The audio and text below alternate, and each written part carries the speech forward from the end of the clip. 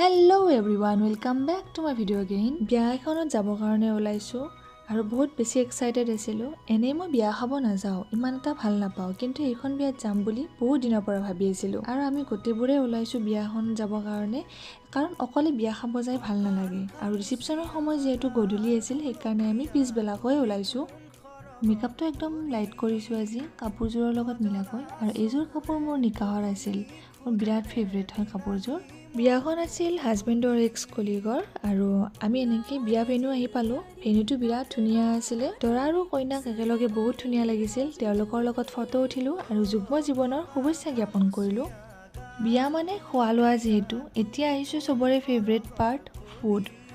মই মোৰ চব ফেভৰেটবোৰ অলপ ল'লোঁ আৰু গোটেইখিনি আইটেমছ একদম টেষ্টি আৰু ফ্লেভাৰফুল আছিলে। তাৰপিছত আমি ডিজাৰ্ট ল'লোঁ। খোৱা লোৱা শেষ কৰি অভাৰঅল ফুড এক্সপিৰিয়েঞ্চ 10/10 আছিল একদম। আৰু এটা কথা ক'ব লাগিব, তেওঁলোকৰ মানুহবোৰ বহুত ভাল আৰু ৱেলকামিং আছিলে।